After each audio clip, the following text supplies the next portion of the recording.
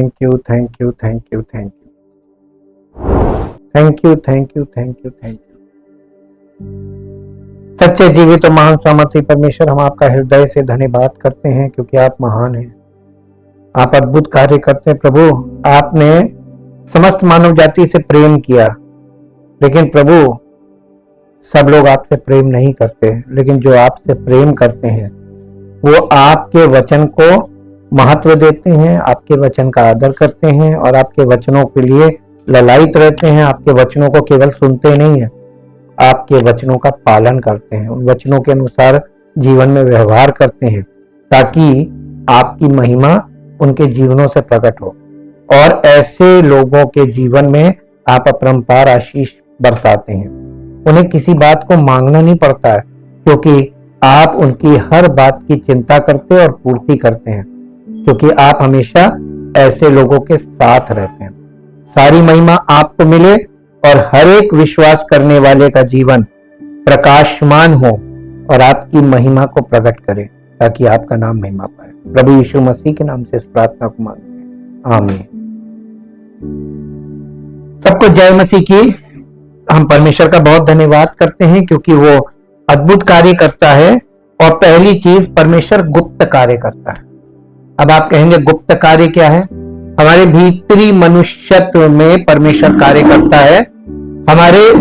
हमें बाहरी रूप से, शारीरिक रूप से परमेश्वर कुछ नहीं करता। बाहर से हम जैसे थे वैसे ही रहेंगे, लेकिन हमारे भीतरी मनुष्यत्व में, हमारे प्राणों में, हमारी बुद्धि में, हमारे हृदय में, हमारी भावनाओं में, कल्पनाओं में, इच्छाओं में, यहां पर परमेश्वर अपना कार्य करता है और हमें नई सृष्टि बनाता है।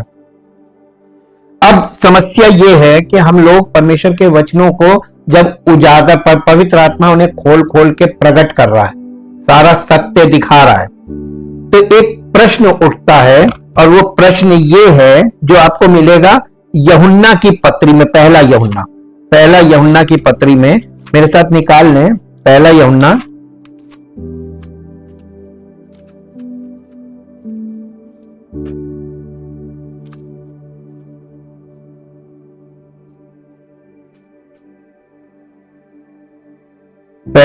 की पत्री और उसका 4 अध्याय, जहां पे आत्माओं को परखो। देखिए ऊपर लिखा है ना, हम लोग यहीं से शुरू होकर चल रहे थे। एक पद से पढ़ेंगे, हे प्रियो हर एक आत्मा की प्रतीति ना करो। इसका मतलब क्या हुआ? हर एक आत्मा की बातों पर भरोसा मत करो, हर एक आत्मा की बातों को सच मत मानो। ठीक, हर एक आत्मा की प्रतीति ना करो। अब आप परखने लायक होंगे तभी तो परखेंगे, नहीं होंगे तो सबकी बात पर विश्वास कर लेंगे, है ना? हाँ, वरन आत्माओं को परखो कि वे परमेश्वर की ओर से है कि नहीं। ठीक, आगे, क्योंकि कितने, तो मैक्सिमम कौन है? जो मैक्सिमम लोग है, अधिकतर लोग वो झूठे हैं, झूठे प्रचारक हैं, झूठे भविष्यवक्ता हैं, और उनके चक्कर में ही तो सब फंसे हुए हैं। बहुत से झूठे भविष्यवक्ता जगत में निकल खड़े हुए हैं। अब देखिए, पवित्र आत्मा, सत्य का आत्मा या परमेश्वर का आत्मा या मसीह का आत्मा, आप उसको पहचानेंगे कैसे? यहां लिखा है परमेश्वर का आत्मा तुम इस रीति से पहचान सकते हो, जो आत्मा मान लेती है कि यीशु मसीह शरीर में होकर आया है, वो परमेश्वर की ओर से है। और जो आत्मा यीशु को नहीं मानती वो परमेश्वर की ओर से नहीं है, और वही तो मसीह के विरोधी की आत्मा है, जिसकी चर्चा तुम सुन चुके हो कि वो आने वाला है और अब भी जगत में है। जी, अब यहां पर आप देखते हैं ना कि यहां पर 2 आत्माओं के विषय में बताया जा रहा है। अब आप इसका और थोड़ा सा आगे 6 पद तक पढ़ लीजिए। हे बालको, तुम परमेश्वर के हो और तुमने उन पर जय पाई है, क्योंकि जो तुम में है नहीं, वो उससे जो संसार में है, बड़ा है, वे संसार के हैं, इस कारण वे संसार की बातें बोलते हैं और संसार उनकी। देखिए, जिस कलीसिया में संसार की आत्मा कलीसिया में घुस गई है, जिस कलीसिया में आपको बहुत बड़ी भीड़ दिखाई दे और लोग वहां पर यानी भीड़ लगा रहे हैं और लगातार वहां जमा हो रहे हैं और उनको वहां अच्छा लग रहा है, यहां पे एक प्रश्न चिन्ह खड़ा होता है, क्योंकि मैक्सिमम लोग सांसारिक स्वभाव में है, शारीरिक स्वभाव में है और सांसारिक जीवन व्यतीत करते हैं और मुंह से मसीह मसीह करते हैं। ठीक, अपने आप को सच्चा विश्वासी प्रकट करते मुंह से बोल के, उनके जीवन में आपको फल कभी नहीं दिखेगा, आत्मा के फल कभी नहीं दिखेंगे। इन लोगों से सावधान रहो, क्योंकि जो संसार के हैं, जहां सांसारिक बातें हो रही होंगी वहां पर वो लोग होंगे, वो वहीं चले जाएंगे और वहां पे उनका जमा होने का मतलब, क्योंकि लिखा है वे संसार के हैं, इस कारण वे संसार की बातें बोलते हैं और संसार उनकी सुनता है। जी, हम परमेश्वर के हैं। अब यहां देखिए, हम परमेश्वर के हैं, जब आप सच्ची कलीसिया में आएंगे जहां पे ये बोला जा रहा है हम परमेश्वर के हैं और जो परमेश्वर को जानता है, सब लोग नहीं सुनेंगे। आप सांसारिक लोगों को, नए लोगों को लाई, वो नहीं सुनेंगे। मालूम क्यों? क्योंकि वो सांसारिक लोग हैं, वो यहाँ सुनने आए थे कि कुछ हमको अच्छी बातें मिलेंगी, हमारे मतलब की सुनने को, वो यहाँ मिलेंगी नहीं।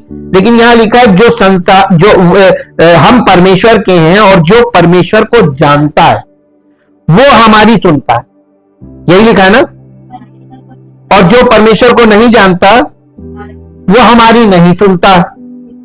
इस प्रकार हम सत्य की आत्मा और भ्रम की आत्मा, सत्य की आत्मा कैसे अलग होती? कलीसिया में होती है, आपको देखने को मिलेगा और आप देख लीजिए जब से आप लोग हैं कि कैसे लोग आए और कैसे चले गए। और क्यों चले गए? क्योंकि उनके मतलब की चीजें यहां सुनने को नहीं मिल रही थी। अब आप देखिए, यीशु मसीह ने क्या कहा? कोई मेरे पास नहीं आ सकता जब तक कि पिता उसको खींच ना ले। और जो यीशु मसीह के पास वही आएगा जो पिता से ज्ञान प्राप्त कर लेगा, वही यीशु मसीह के पास आएगा। तो परमेश्वर का प्रेम ऊपर हो गया। परमेश्वर का, पिता का ज्ञान परमेश्वर का प्रेम है। जिसके पास परमेश्वर का प्रेम है वही यीशु मसीह तक पहुंच पाएगा, अनुग्रह उसी पर होगा। अब हमारे लिए आज हम लोग जिस चीज पे अध्ययन करने जा रहे हैं, उस सत्य की आत्मा और भ्रम की आत्मा, दो आत्माएं हैं ना। सत्य की आत्मा को भी किनारे कर दीजिए, पहले भ्रम की आत्मा को समझिए, पहचानना सीखें। संस्कृति में ये जो भ्रम की आत्मा है, इसको स्पिरिट ऑफ एरर बोला गया है, त्रुटि की आत्मा।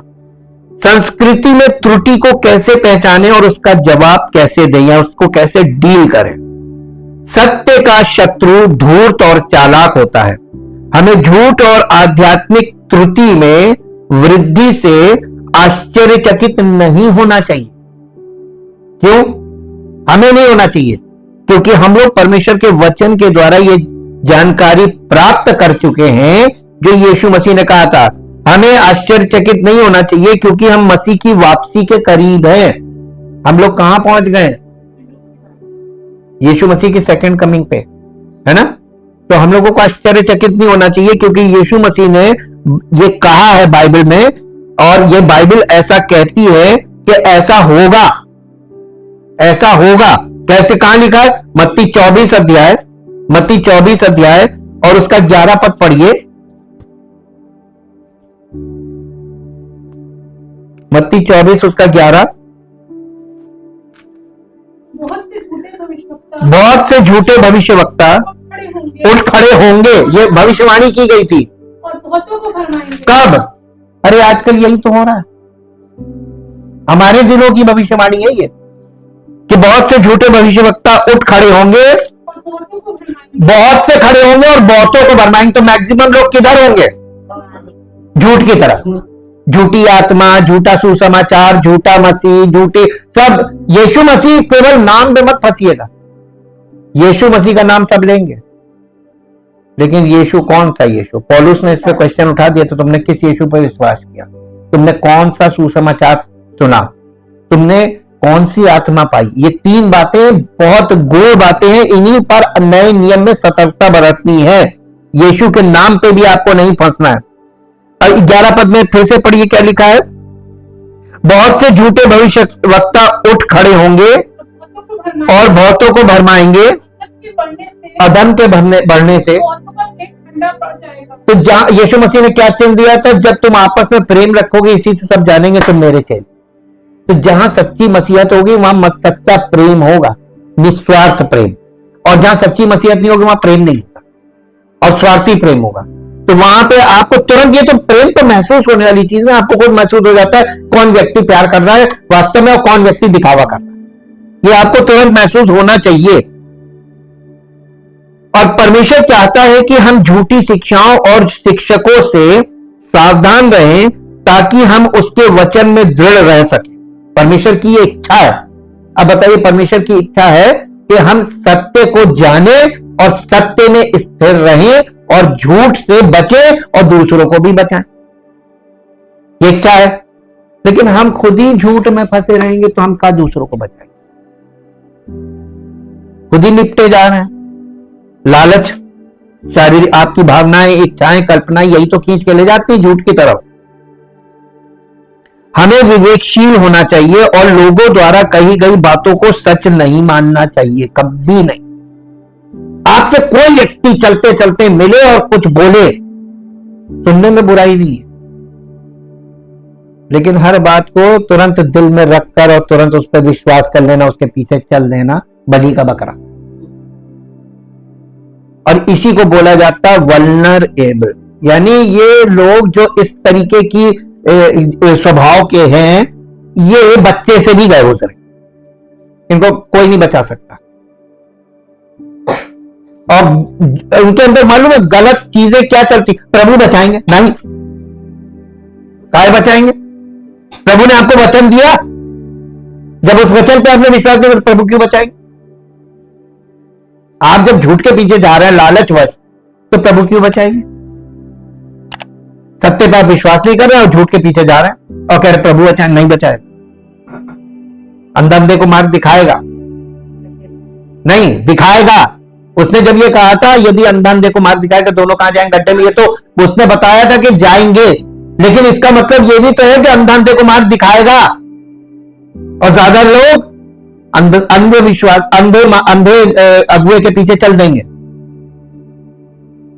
तो आप भी अंधे हैं ना, वो अंधा तो उस पर तो दूसरे पे इल्जाम क्यों लगा रहे कि वो ले गया था, तुम गए थे। तो आप अपने ऊपर उंगली क्या कीजिए, ये मेरी गलती। तो कब तक ये गलती करेंगे। जब उद्धार नहीं मिलेगा तो इसके बाद आप कहां जाएंगे। सारी जिंदगी तो आप यही करते रहेंगे, परमेश्वर आपसे कुश्ती लड़ता रहे, बस रोज समझाते रहो, रोज समझाते रहो, रोज करेंगे, रोज करेंगे, रोज करेंगे। एक आदमी अगर सारी जिंदगी माफी मांगता रहे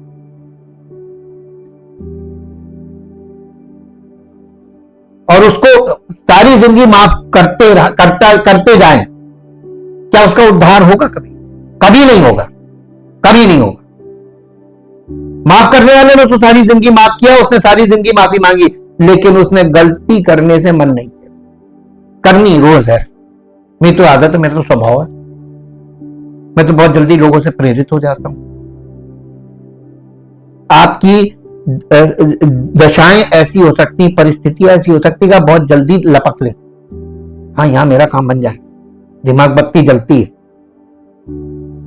तो किसके आपको मोहरा बना रहे हैं, क्योंकि जो व्यक्ति आपको मोहरा बना रहा है उसको मालूम है कि आपकी आवश्यकता है, आपको इस चीज की जरूरत है। अब यीशु मसीह के उस परीक्षा में जाइए, जब वो शैतान उसको परखने के लिए कह रहा, तो भूख लगी थी, 40 दिन 40 रात निराहार रहा, अंत में उसे भूख लगी, तो उसकी बहुत सख्त जरूरत होगी उसको इस समय भोजन मिल जाए, रोटी मिल जाए। और तुरंत, क्योंकि परखने वाले को मालूम था अब ये भूखा, अब इसको डील करो, सही टाइम था। उसने कहा पत्थर से कहते रोटी बन जाए, अगर तू खुदा का बेटा है। ना मैं नहीं कहूंगा, मैं नहीं कहूंगा।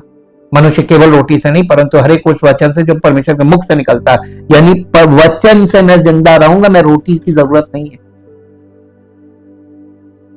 उसने वहां पर उसी दशा में उस चीज को डील किया। तो हम लोग भी कर सकते हैं। वचन है, ये आपको सामर्थ्य देगा डील करने। इसलिए लगातार आपको ये समझाया जा रहा है कि आपको कब क्या नहीं करना चाहिए, कब क्या करना चाहिए, कैसे करना चाहिए। और परमेश्वर चाहता है कि हम झूठी शिक्षाओं और शिक्षकों से सावधान रहे। केवल शिक्षा से नहीं, केवल शिक्षा से सावधान नहीं रहे, शिक्षकों से भी सावधान रहे। शिक्षक से सावधान रहेंगे तो शिक्षा से भी रहेंगे। झूठी शिक्षाओं और शिक्षकों से सावधान रहे ताकि हम उसके वचन में दृढ़ रह सके। किसके? परमेश्वर के वचन में दृढ़ रह सके। हमें विवेकशील होना चाहिए और लोगों द्वारा कही गई बातों को सच नहीं मानना चाहिए। विवेकशील बने। विवेकशील, अब ये बहुत समझने वाला शब्द है, विवेकशील। विवेक में ही तो दोष आ गया, तभी तो पवित्र आत्मा भेजा गया जब मनुष्य का विवेक काम नहीं करता है। आज के युग में यीशु मसीह कब आया था? जिस समय यीशु मसीह इस पृथ्वी पर आया है उस समय लोगों का विवेक फेल हो चुका था। अब आप विवेक को हम लोग समझेंगे। सत्य और त्रुटि के बीच अंतर करना सीखें। विवेक का काम क्या है? विवेक का काम है सत्य को और त्रुटि को, यानी ट्रुथ एंड एरर, इन दोनों के बीच अंतर करना सीखें। कैसे सीखेंगे? बुद्धि हमारे जीवन में पवित्र शास्त्र की सच्चाई को लागू करना है। बुद्धि का मतलब है हम परमेश्वर के वचन को अपने जीवन में लागू करें, यही बुद्धि है बाइबल के अनुसार। याकूब की पत्री उसका 1 अध्याय और उसका 5 पद पढ़िए। याकूब की पत्री उसका 1 अध्याय और उसका 5 पद, यहां इस प्रकार से लिखा हुआ है, पर यदि तुम में से किसी को बुद्धि की घटी हो परमेश्वर से मांगे और किसी का बिल्कुल ही ना हो, तो यहां तो घटी की बात की कि जिसके पास थोड़ी है वो मांग ले और जिसके पास बिल्कुल नहीं है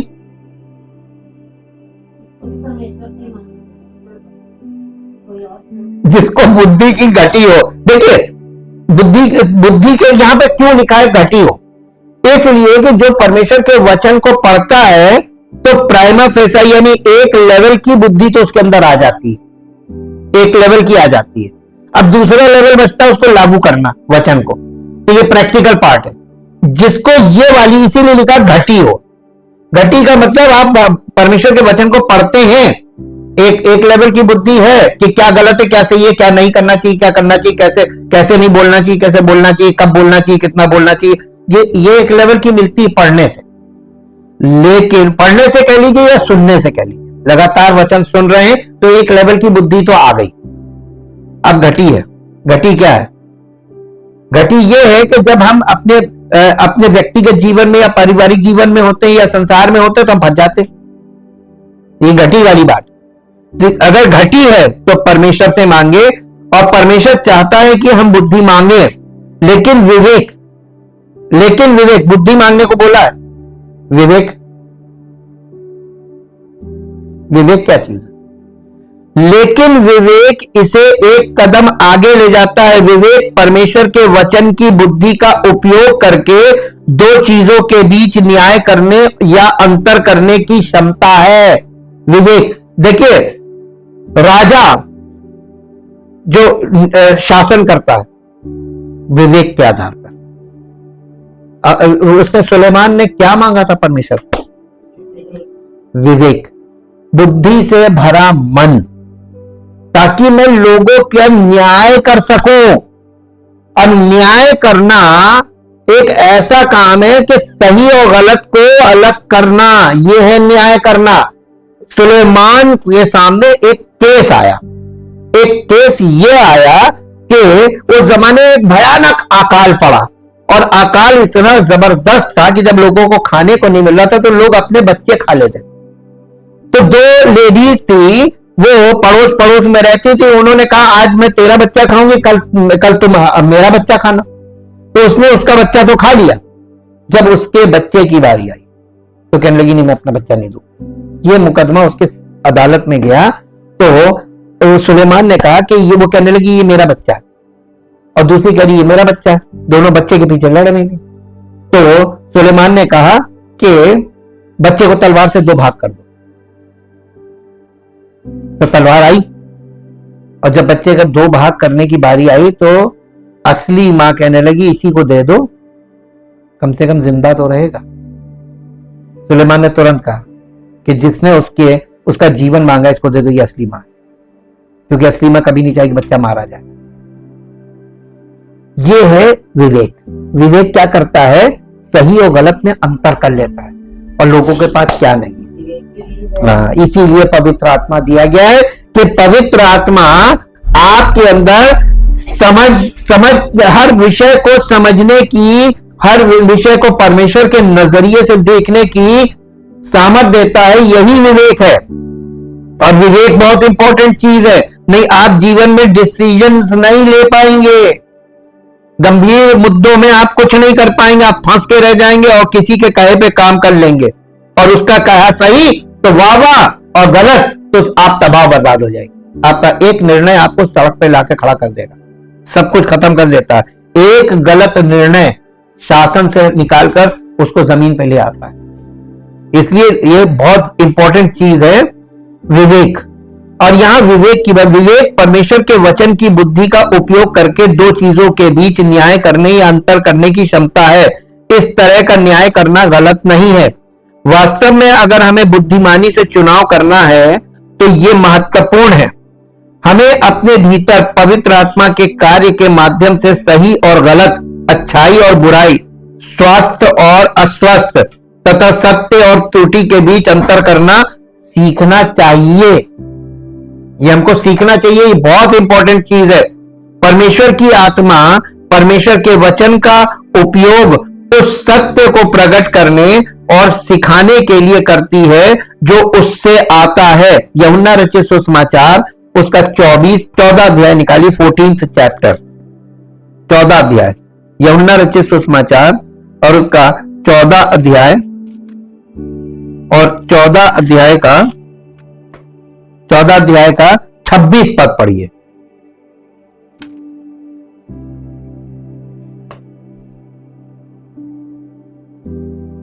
परंतु सहायक अर्थात पवित्र आत्मा जिसे पिता मेरे नाम से भेजेगा, वो कौन सिखाएगा? हमें पवित्र आत्मा की शिक्षा के द्वारा हमें विवेक मिलता है। क्या मिलता है? पवित्र आत्मा की शिक्षा हमको विवेकशील बनाती है। वो हमें उसके द्वारा वो तुम्हें सब बातें सिखाएगा, और जो कुछ मैंने तुमसे कहा है वो सब तुम्हें याद दिलाता रहेगा, बार बार रिपीटेडली। देखो उसने ये कहा था, ये मत करना, और दुनिया में ये कर रहे हैं लोग, ये गलत है, जो कर रहे हैं ये गलत है। पवित्र आत्मा दिखाएगा, देखो वचन में ये कह के गया था, देखो आज लोग वो गलत कर रहे हैं। जैसे लिखा हुआ, बहुतेरे आएंगे झूठे भविष्यवक्ता और बहुतों को भरमाएंगे। लिखा है, यीशु मसीह ने कहा था, पवित्र आत्मा को ले जाकर दिखा रहा है, देखो क्या चल रहा है और देखो क्या लिखा है। तो हमको विवेक मिल जाता है। तो क्यों नहीं विवेक का इस्तेमाल कर रहे हैं? क्यों इतनी जल्दी से एकदम चट से फंस जाते हैं? ये आपके कच्चा स्वभाव है जो आपको फंसा रहा है, और आप बहुत कच्चे हैं स्वभाव में कि आप चट से फंस जाते हैं। 16 अध्याय में आइए, इसी के 16 अध्याय में, और 16 अध्याय का 12 से 15 तक पढ़ दीजिए। मुझे तुमसे और भी बहुत सी बातें कहनी है, अभी तुम उन्हें नहीं सह सकते। ये अपने चेलों से बोल रहा था यीशु मसीह। परंतु जब वो इंग्लिश में लिखा ही, वो अर्थात सत्य का आत्मा आएगा तो तुम्हें सब सत्य का मार्ग बताएगा। क्योंकि पवित्र आत्मा भी अपनी ओर से कुछ नहीं कहेगा, परंतु जो कुछ सुनेगा वही कहेगा, और आने वाली बातें तुम्हें बताएगा। और पवित्र आत्मा मेरी महिमा करेगा। कहां से? लिखित वचन, जो पिता और पुत्र का वचन है, बाइबल, यहां से तुमको बताएगा। तो पवित्र आत्मा कहां से बात करेगा? लिखित वचन से। और बाकी लोग कहां से बात कर रहे हैं?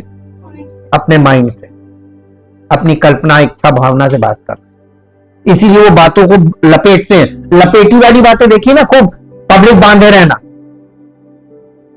यही तो चल रहा है जी। ये रिलीजन में बहुत फेमस है, कहानी लेके उसको, कहानी को ये घुमाना या घुमाना या घुमाना। अब बैठे लोग मंत्र मुग्ध हो जाते हैं, सुनते सुनते सुनते सुनते, उद्धार नहीं होता। पब्लिक बांध लो जी।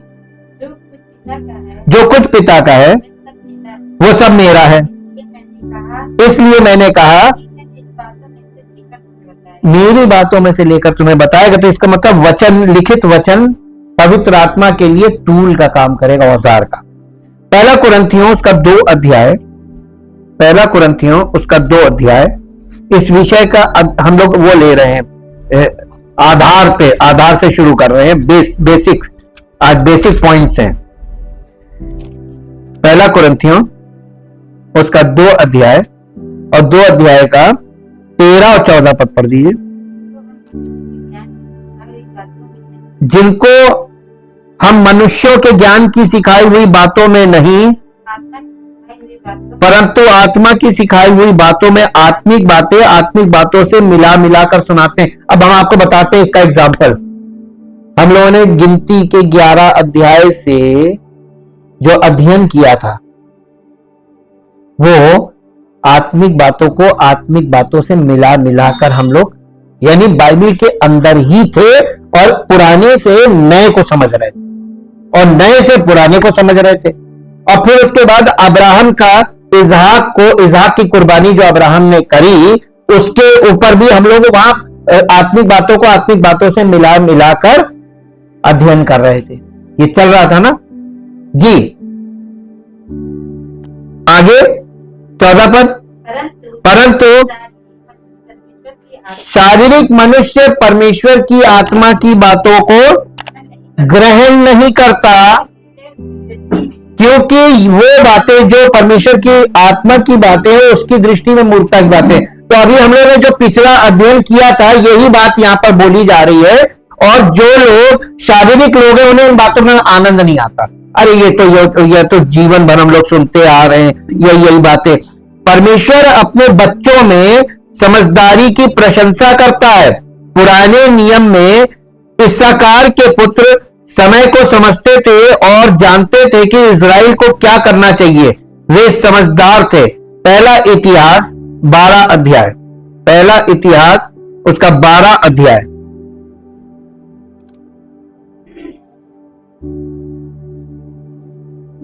पहला इतिहास और उसका 12 अध्याय और 12 अध्याय का 32 पद।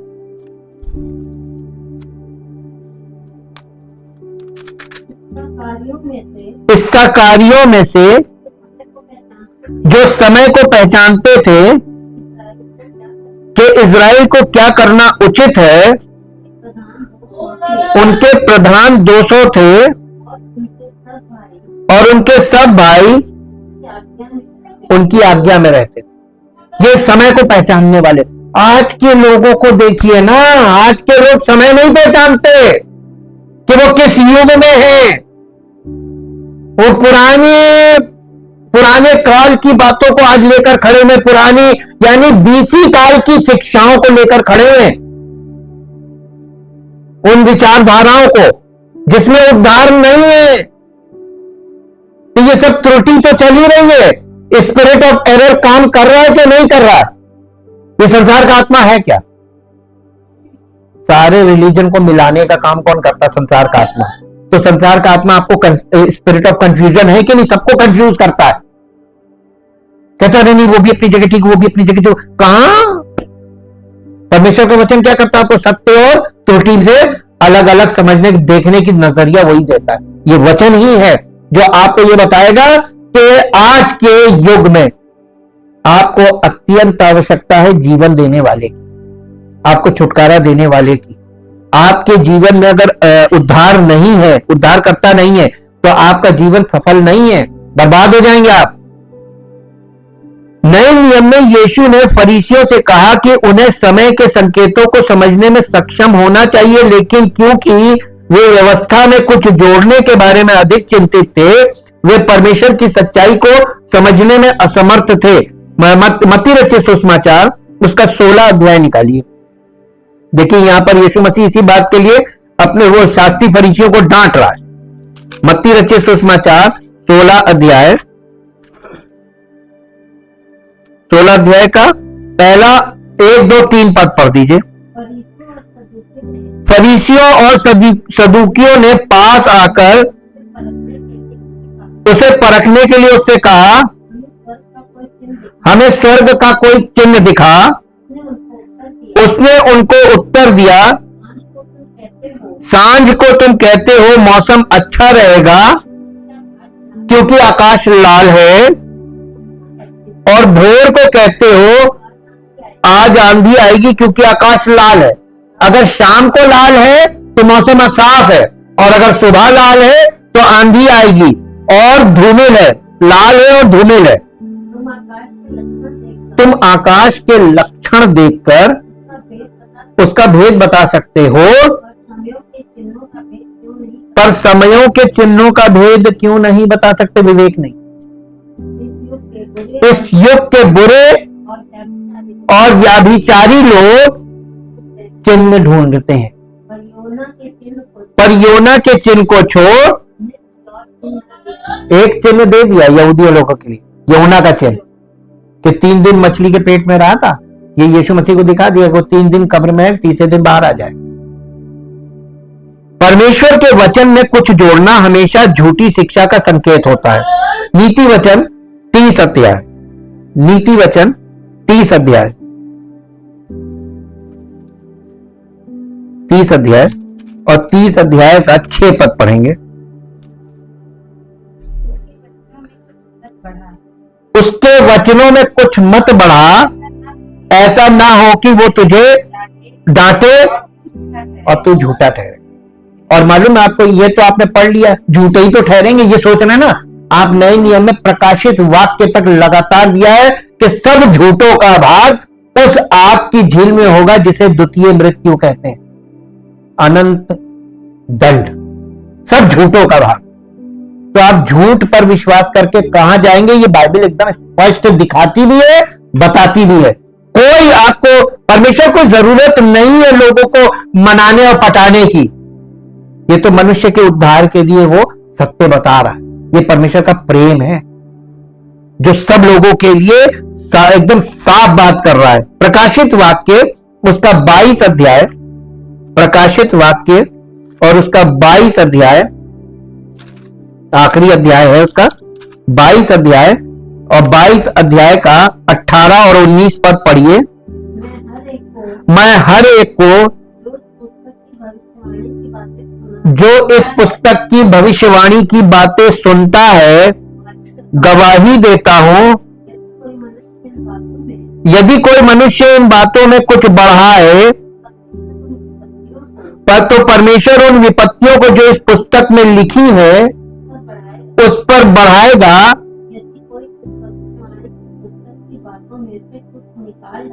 और यदि कोई इस भविष्यवाणी की पुस्तक की बातों में से कुछ निकाल डाले,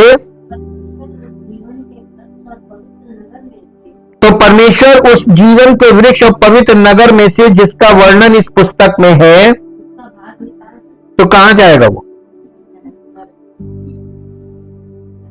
एकदम साफ साफ लिखा हुआ है। कोई परमेश्वर कभी लपेटने वाली बात ही नहीं करता है। हमें स्पष्ट रूप से ये दोनों पद हमें स्पष्ट रूप से बताते हैं कि हमें परमेश्वर के वचन में कुछ जोड़ना या घटाना नहीं चाहिए, अन्यथा हम झूठे पाए जाएंगे। जब भी हम पवित्र शास्त्र को गलत तरीके से समझते हैं या गलत तरीके से उसको लोगों को समझाते हैं, बताते हैं, या गलत कॉन्टेक्स्ट में, गलत संदर्भ में किसी पद को किसी कहीं पर कोड करते हैं प्रचार करते समय या शिक्षा देते समय, तो वो हम लोगों के लिए इसीलिए लिखा, तुम में से बहुत ज्यादा उपदेशक ना बने, क्योंकि अगर ज्यादा बनेंगे तो गलतियां भी ज्यादा करेंगे, जिससे क्या होगा, मैक्सिमम लोग गलत दिशा में चलने लगे। वही हो गया जिस चीज को रोकर आता परमेश्वर। परमेश्वर नहीं चाहता कि बहुत ज्यादा प्रचारक हो, और आज के युग में तो सब प्रचारक है। तो परमेश्वर कहता है अब देखो, इनको देख लो, वचन देख लो, तो तुमको पता चल जाएगा ये इस तरीके के प्रचार से क्या चीज डेवलप हो रही है। तो हम धोखे और विनाशकारी शिक्षा में फंस जाते हैं जब हम परमेश्वर के वचन को गलत संदर्भ में शिक्षा में लोगों के सामने रख देते हैं, गलत संदर्भ में प्रचार में रखते हैं, प्रीचिंग में रखते हैं, टीचिंग में रखते हैं, या लोगों को खुद पढ़ रहे हैं और गलत संदर्भ में उसका गलत मीनिंग निकाल रहे हैं।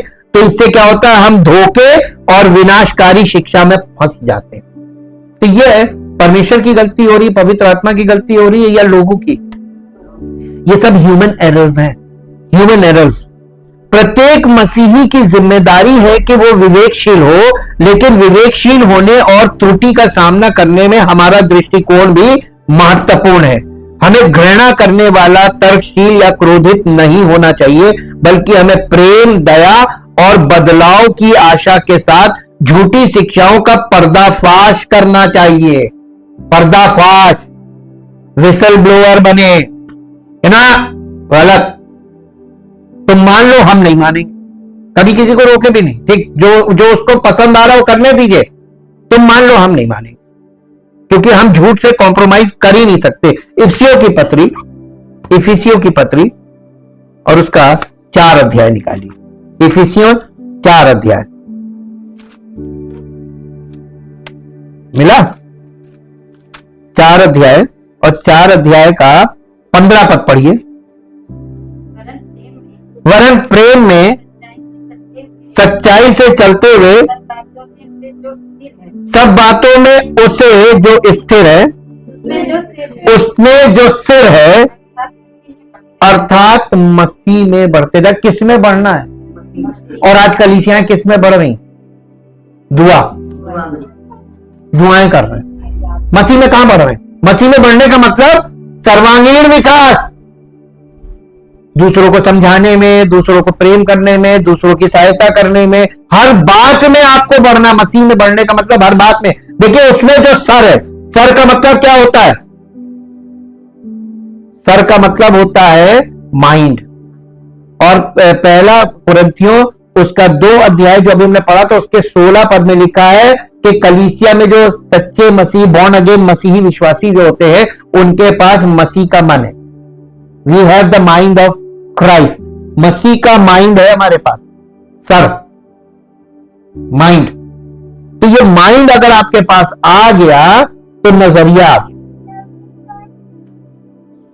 दूसरा तीमुथियुस 2 अध्याय, दूसरा तीमुथियुस 2 अध्याय और 2 अध्याय का 24, 25, 26 3 पद पढ़ेंगे। प्रभु के दास को झगड़ालू नहीं होना चाहिए, पर वो सबके साथ कोमल और शिक्षा में निपुण हो। काय में? बिना पवित्र आत्मा के ये संभव नहीं है, क्योंकि शिक्षक तो पवित्र आत्मा। शिक्षा में निपुण हो यानी सिखाने में वो निपुण हो और सहनशील हो। वो विरोधियों को नम्रता से समझाए। क्या जाने परमेश्वर उन्हें मन फिराव का मन दे कि वे भी सत्य को पहचाने। इसका मतलब यह है कि परमेश्वर की ओर से जब हम वचन को सुनते हैं और परमेश्वर का सेवक हमको कन्विंस करता है, तो परमेश्वर हमें मन फिराव का मन देता है। ये मन कौन सा है? यही माइंड ऑफ क्राइस्ट है। मन का मतलब माइंड। ये माइंड आपको दिया जाता है, इसी से आपका उद्धार होता है, इसी माइंड से। और जिसको नहीं देता उसका उद्धार नहीं होता, बॉर्न अगेन नहीं होता। हमें जो कहा जाता है उसे ध्यान से सुनना चाहिए। नीति वचन 18 अध्याय, नीति वचन 18 अध्याय, 18 अध्याय और उसका 13 पद पढ़िए। जो बिना बात सुने उत्तर देता है वो मूर्ख ठहरता है और उसका अनादर होता है। बस, वो मूर्ख ठहरता है और उसका अनादर होता है। और फिर विश्वास योग्य वचन, तीतुस की पत्री उसका 1 अध्याय, तीतुस की पत्री उसका 1 अध्याय,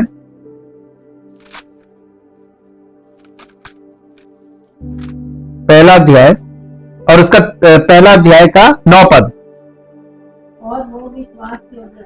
और वो विश्वास योग्य वचन पर जो धर्मोपदेश के अनुसार है स्थिर रहे, कि खरी शिक्षा से उपदेश दे सके और विरोधियों का मुंह भी बंद कर सके।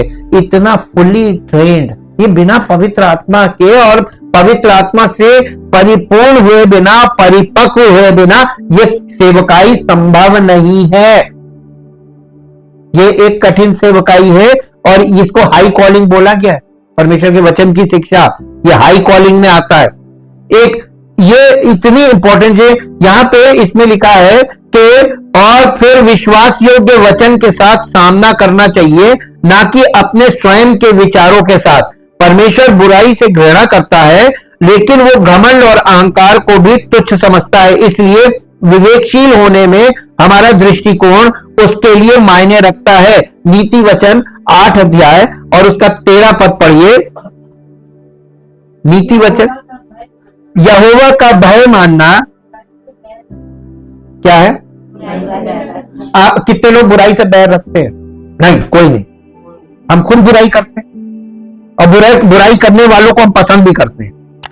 सतर्क रहो, संस्कृति की भ्रष्ट करने वाली प्रवृत्ति पर ध्यान दें। बाइबल हमें सावधानी से चलने, चारों ओर देखने का निर्देश देती है। मूर्खों की तरह नहीं, बल्कि बुद्धिमानों की तरह चलने के लिए, क्योंकि दिन बुरे हैं। और समझे कि प्रभु की इच्छा क्या है। इफिसियों की पत्री 5 अध्याय, इफिसियों की पत्री 5 अध्याय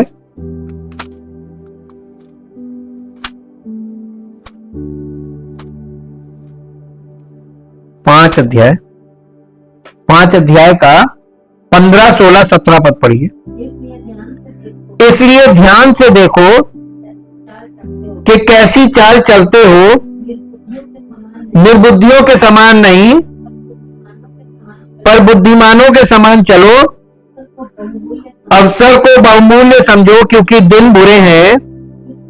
इस कारण निर्बुद्धि ना हो, पर ध्यान से समझो कि प्रभु की इच्छा आप पूछ कर नहीं चले, आपको समझना पड़ेगा प्रभु क्या चाह रहा है। प्रभु तो अपने इशारों से हमें चलाता है। दूसरे शब्दों में हमें सतर्क रहने की आवश्यकता है।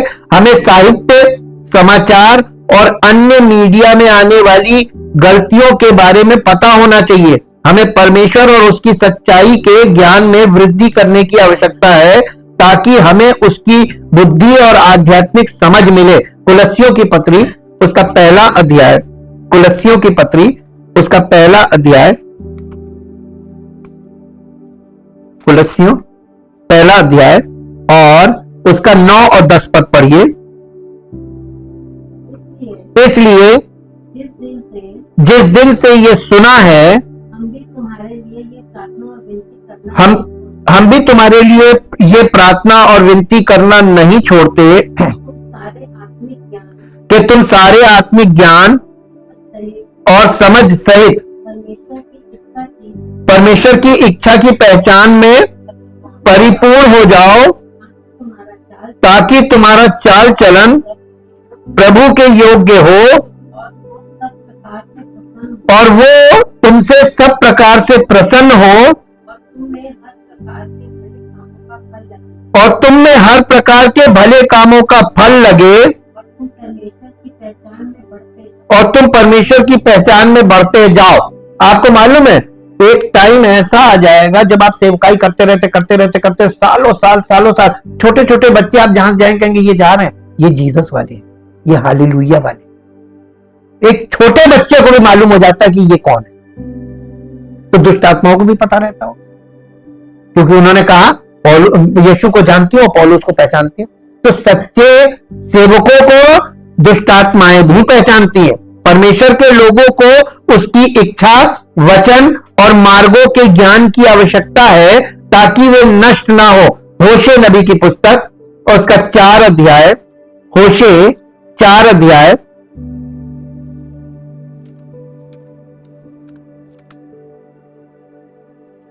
होशे का 4 अध्याय और 4 अध्याय का 6 पद पढ़िए। मेरे ज्ञान परमेश्वर की आत्मा ये वाणी बोल रही है, ये भविष्यवाणी है कि मेरे ज्ञान के ना होने से मेरी प्रजा नष्ट हो गई, क्योंकि तूने मेरे ज्ञान को तुच्छ जाना है, इसलिए मैं तुझे अपना याजक रहने के अयोग्य ठहराऊंगा, इसलिए कि तूने अपने परमेश्वर की व्यवस्था को तज दिया है, मैं भी तेरे बाल बच्चों को छोड़ दूंगा। परमेश्वर, ये बहुत बड़ी बात हो गई, मैं तेरे बाल बच्चों को छोड़ किसी की सुधि नहीं लूंगा, जाओ। और आज देखिए क्या हालत हो गई दुनिया की। ये इसीलिए है क्योंकि लोगों ने परमेश्वर के वचन को, उसकी व्यवस्था को, उसकी विधियों को, सब चीजों को तज दिया।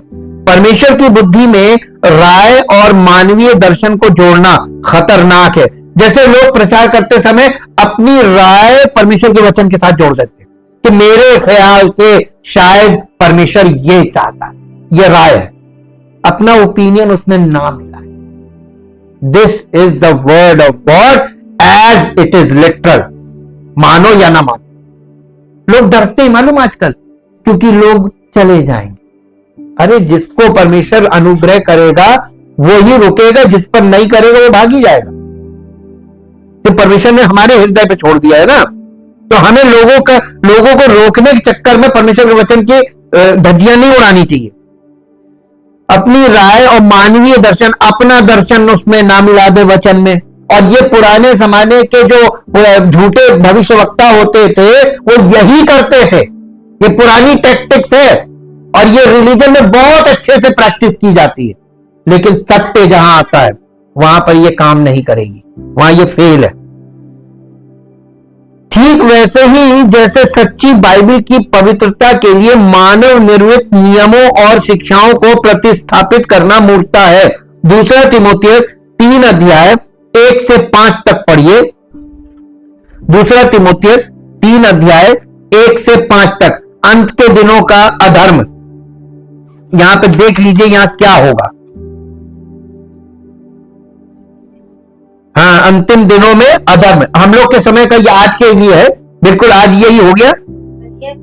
पर ये स्मरण रख कि अंतिम दिनों में कठिन समय आएंगे, क्योंकि मनुष्य, सबसे पहली चीज क्या है, आज का मनुष्य क्या है, आज का विश्वासी क्या है, ये सच्चे मसीही नहीं है, सच्चे विश्वासी नहीं है, सब स्वार्थी है। क्योंकि मनुष्य स्वार्थी, लोभी, डींगमार, अभिमानी, निंदक, माता पिता की आज्ञा टालने वाले, कृतज्ञ, अपवित्र, दया रहित, क्षमा रहित, दोष लगाने वाले, असंयमी, कठोर, भले के बैरी, विश्वासघाती, ढीठ, घमंडी और परमेश्वर के नहीं। तो आज कलीसियाओं के लोगों की चॉइस के अनुसार बिल्डिंग्स बनाई जाती है, एयर कंडीशन और बढ़िया मुलायम बेंचेस। सुख विलास चाहिए उनको। भाई बड़े बड़े घर के लोग आएंगे तो उनको बैठने के लिए वहां पे आरामदेह पूरा सारा इंतजाम सेट होना चाहिए। ये हो जाएगा और ऐसा हो गया है। ये क्या करेंगे, परमेश्वर के नहीं वरन सुख विलास ही के चाहने वाले होंगे। वे भक्ति का भेष तो भरेंगे। आज के युग में कौन मिल रहे हैं आपको? और ऐसे लोगों के बीच में हार्ड ट्रुथ, देखिए छटनी कटनी छटनी शुरू हो जाएगी हार्ड ट्रुथ से। ना आप मूर्ख बनेंगे ना वो मूर्ख बनेंगे, ना आपने उन्हें मूर्ख बनाया ना उन्होंने आपको मूर्ख बनाया। हाँ की हाँ, ना की ना, रुको या निकलो। एकदम साफ साफ चीजें हैं। परमेश्वर के कामों में देरी बिल्कुल नहीं होती। चट चट चट आप उसका वचन लेकर खड़े तो होइए।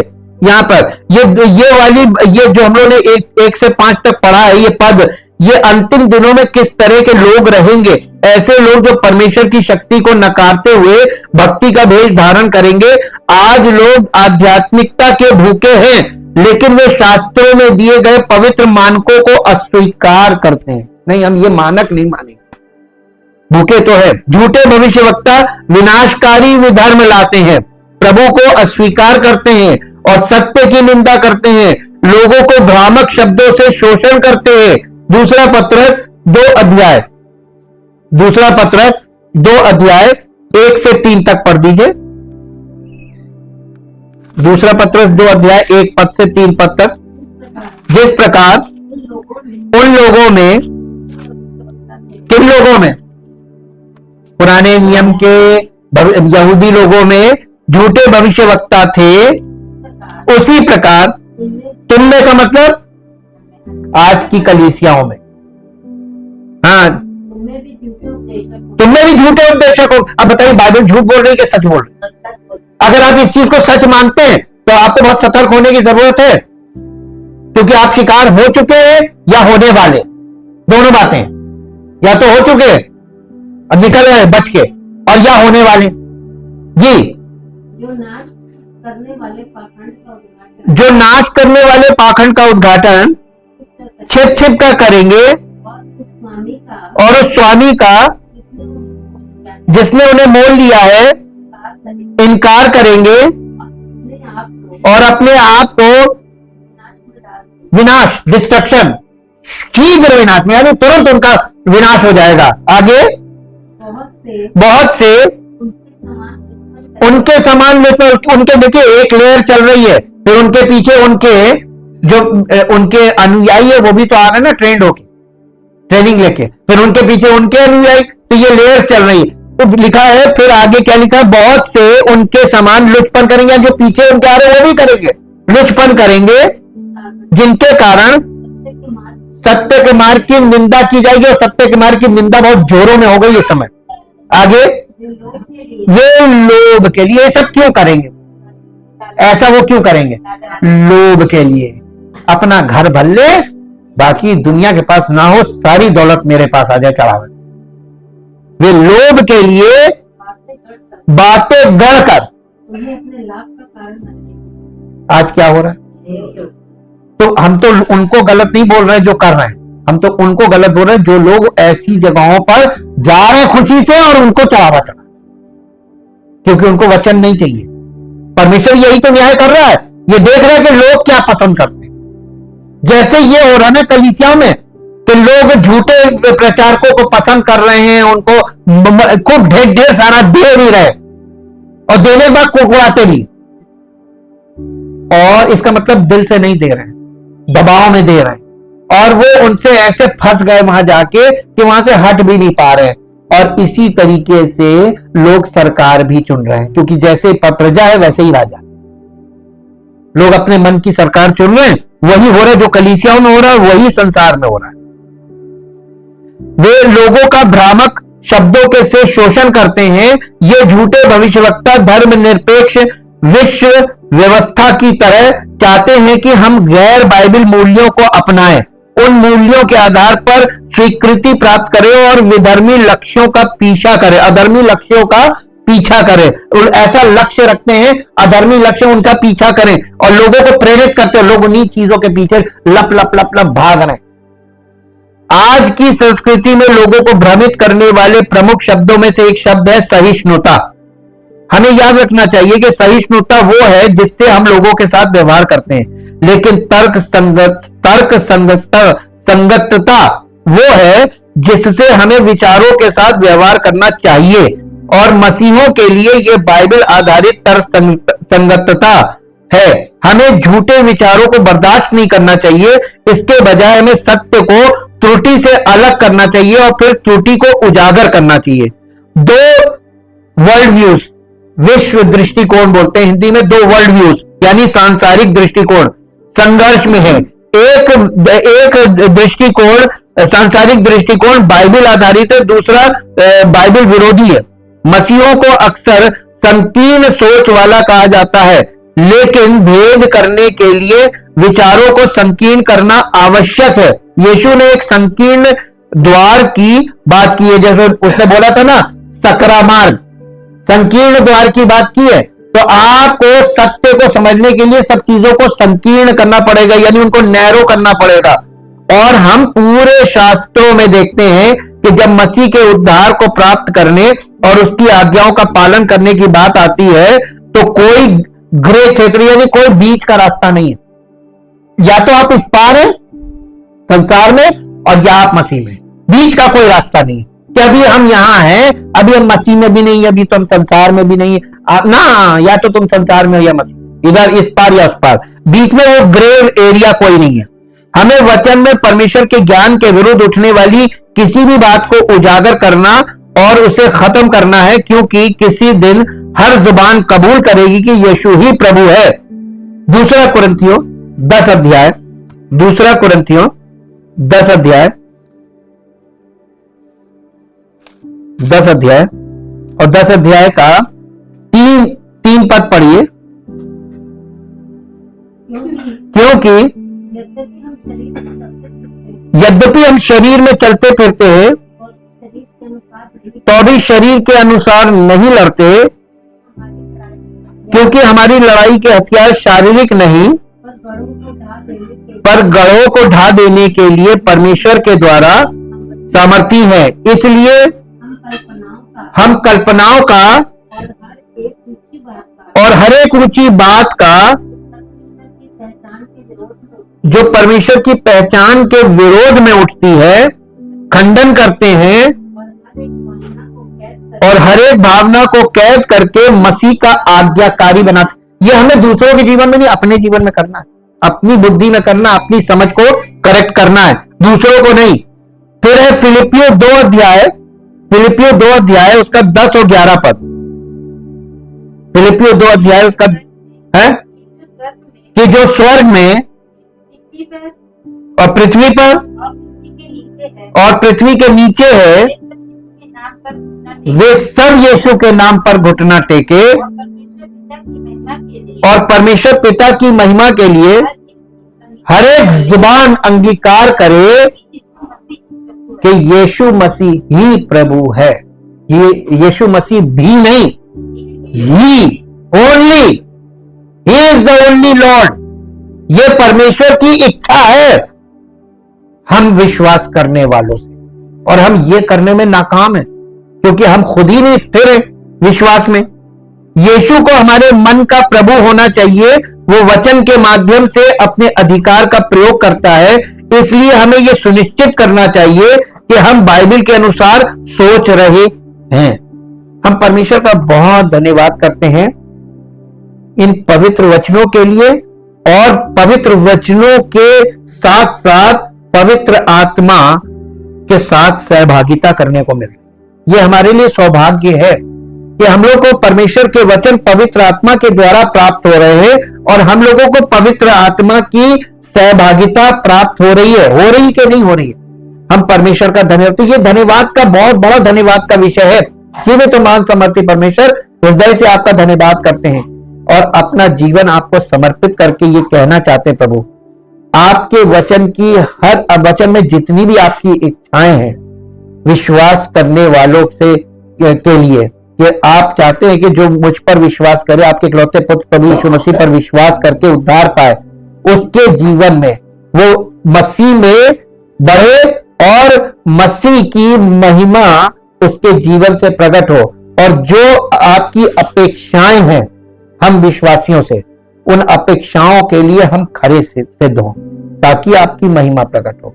सारी महिमा आपको मिले। इस प्रार्थना को प्रभु यीशु मसीह के पवित्र नाम से मांगते हैं, आमीन। Praise the Lord.